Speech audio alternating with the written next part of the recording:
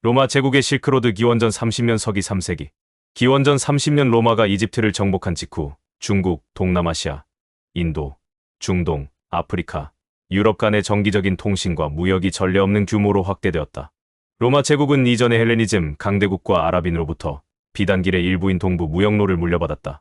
이러한 무역로를 장악하면서 로마 제국의 시민들은 제국 전체에 새로운 사치와 더 큰 번영을 가져다 주었다. 신라 경주의 유적지에서 발견된 로마 유리 제품은 한반도까지 거래되었음을 보여준다. 기원전 130년 키지쿠스의 에우독수스가 시작한 인도와의 그리스 로마 무역은 계속해서 증가했고, 스트라보에 따르면 아우구스투스 시대에는 매년 최대 120척의 배가 로마 이집트의 미오스 호르모스에서 인도로 출항했다. 로마 제국은 바리가자 바로크와 바르바리쿰 파키스탄 신드주 카라치에 있는 항구를 통해 중앙아시아, 비단길과 연결되었고 인도의 서해안을 따라 계속되었다. 이 인도양 무역로에 대한 고대 여행 안내서는 서기 60년에 쓰여진 에리트라이아해의 그리스 페리플루스였다. 인도 예술도 로마에 들어갔다. 1938년 락슈미가 폼페이의 폐허에서 발견되었다. 메이 스티시니우스 여행가는 로마와 파르티아의 간헐적인 전쟁이 잠잠해지면서 지중해에서 가장 동쪽으로 실크로드를 따라갔다. 대륙 간 무역과 교류는 대국에 의해 정교화되고 조직되고 보호되었다.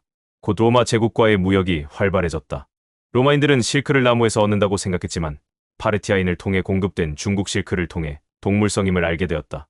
로마의 작가인 게이어스 플리니어스 세컨드는 실크 나방에 대해 그들은 거미처럼 줄을 짜는데 그것은 실크라고 불리는 여성을 위한 사치스러운 의류 소재가 됩니다.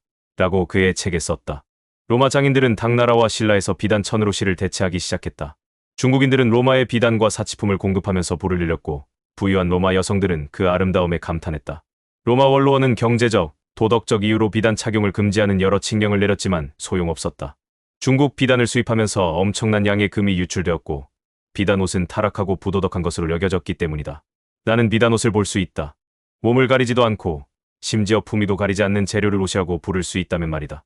불쌍한 하녀 무리가 간통녀가 얇은 옷을 통해 보이도록 하고 그녀의 남편이 아내의 몸을 외부인이나 외국인과 마찬가지로 알지 못하도록 한다.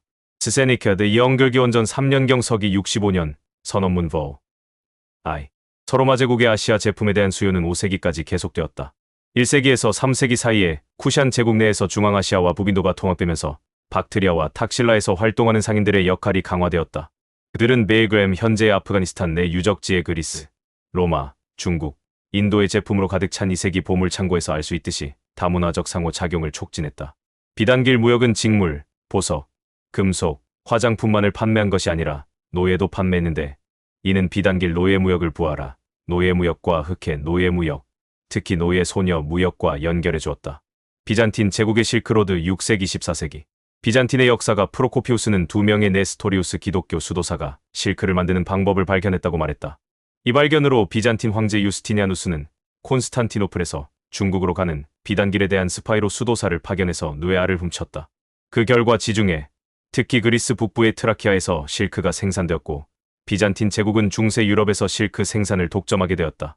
568년 유스티누스 2세는 제1투르크 카에가네리의 통치자 이스타미를 대신한 소그드인 사절의 환영을 받았고 이스타미는 사산 제국의 호스로 1세에 맞서 비잔틴과 동맹을 맺었다. 이를 통해 비잔틴은 사산 상인을 우회하여 소그드인과 직접 무역하여 중국의 실크를 구매할 수 있었다. 비잔틴 제국은 이 시점까지 이미 중국에서 누에알을 조달했지만 중국 실크의 품질은 여전히 서양에서 생산된 것보다 훨씬 뛰어났다. 이는 산시성의 중국 무덤에서 수나라 시대로 거슬러 올라가는 콘스탄틴 2세의 주화가 발견된 사실에서도 증명된다. 구당서조 당슈와 신당서 신당슈는 모두 중국 당나라의 역사를 다루고 있으며 복림 풀인, 비잔틴 제국이라는 새로운 국가가 이전의 대진 다친, 로마 제국과 거의 동일했다고 기록되어 있다. 당나라 시대에는 여러 비잔틴 제국의 사절이 기록되었는데 643년에 콘스탄스 2세가 당 태종의 궁정에 사절을 보냈다는 주장이 있었다. 송사송씨는 1081년 송나라 신종 황제의 궁정으로 미카일 7세 두카스가 보낸 것으로 보이는 사절에 대해 설명한다. 그러나 원나라의 역사에서는 비잔틴인이 원나라의 건국자 쿠빌라이 칸의 궁정에서 칸발리크의 주요 천문학자이자 의사가 되었으며 심지어 부림왕 F은왕이라는 귀족적 칭호를 받았다고 주장한다. 칸발리크 베이징에 있는 중국 본토를 출발하여 아르군 쿠빌라이 칸의 조카 손자의 대표로 활동한 위구르 네스토리우스 기독교 외교관 레벤 바 서문은 유럽 전역을 여행하며 영국의 에드워드 1세, 프랑스의 필리프 4세, 교황 니콜라스 4세, 비잔틴 통치자 안드로니코스 2세 팔라이올로고스와 군사 동맹을 확보하려고 시도했다.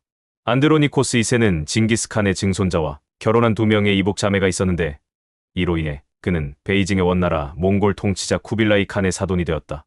명나라 역사에서는 홍무제가 명나라 1368만 1644를 건국한 후 니에구론 론이라는 비잔틴 상인에게 1371년 9월 요한 5세 팔라이올로고스의 비잔틴 궁정의 새 왕조의 건국에 대한 선언문을 전달하게 했다는 기록을 보존하고 있다.